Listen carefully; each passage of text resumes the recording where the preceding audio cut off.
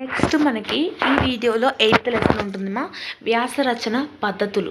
ఈ వ్యాస రచన అంటే వ్యాసం రాసేటప్పుడు ఏమేం రూల్స్ అనేది మనం పాటించాలి, పద్ధతులు ఏంటి అనేది ఈ లెసన్లో మీకు నేర్చుకోవడం జరుగుతుంది.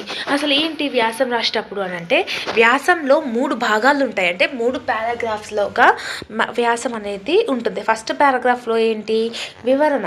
అంటే ఫస్ట్ దానికి ఏ విషయం మీద నువ్వు రాయాలనుకుంటున్నావో దాని గురించి వివరిస్తాము.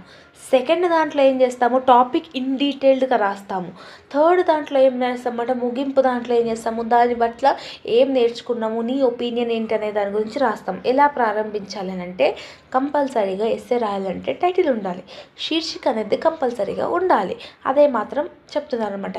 శీర్షిక వ్యాసం యొక్క ఆత్మను ప్రభించాలి. అంటే నువ్వు టాపిక్ దేని మీద రాస్తున్నావో దానికే టైటిల్ అనేది ఉండాలి. టాపిక్ ఒకదాని మీద, టైటిల్ ఒకదాని మీద ఉంటే అది ప్రాపర్ ఎస్సే అనేది కాదు. ఏ టాపిక్ మీద రాస్తున్నావో ఆ టాపిక్ని కలిగా చేస్తూ ఉండేలాగా నీ యొక్క ఎస్సే అనేది ఉండాలి అని చెప్తున్నారు.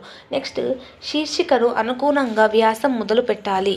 విషయ విశిష్టతను తెలిపి ఒక స్తూక్తి లేక ఒక కవిత వంశాలతో వ్యాసం ఆరంభించాలి. అంటే ఫస్ట్ పారాగ్రాఫ్ చెప్తున్నాం కదా,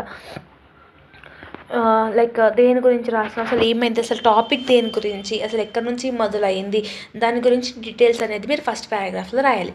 సెకండ్ పారాగ్రాఫ్లో ఏం రాయాలి, అసలు ఇన్సిడెంట్ ఏమైంది, దేని గురించి, అసలు ప్రజెంట్ ఉన్న దాంట్లో అసలు ఇన్సిడెంట్ ఏంటి, ఏం జరిగింది అక్కడ అనే దాని గురించి ఇక్కడ రాయాలి. ముగింపు అనేది కొంచెం షార్ట్గా ఉండాలి, స్వీట్గా ఉండాలి. అంటే ముగింపు అనేది క్లుప్తంగా ఉండాలి. అంటే క్లుప్తంగా అంటే చాలా చిన్నగా ఉండాలి. ఫస్ట్ పారాగ్రాఫ్ కొంచెం పెద్దగా ఉండాలి, సెకండ్ పారాగ్రాఫ్ చాలా పెద్దగా ఉండాలి, థర్డ్ పారాగ్రాఫ్ కొంచెం చిన్నగా ఉండాలి. సో ఈ 3 దశలు అనేది ఉంటాయన్నమాట.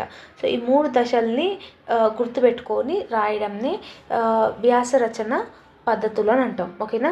సో ఈ పద్ధతులను గుర్తుపెట్టుకోవాలి. 3 పారాగ్రాఫ్స్ ఉంటాయి. ఫస్ట్ పారాగ్రాఫ్ ఇది, సెకండ్ పారాగ్రాఫ్ ఇది, థర్డ్ పారాగ్రాఫ్ ఇది అని రాస్తే సరిపోతుంది. ఓకేనా. ఇది మీ యొక్క 8th లెసన్ అనమాట.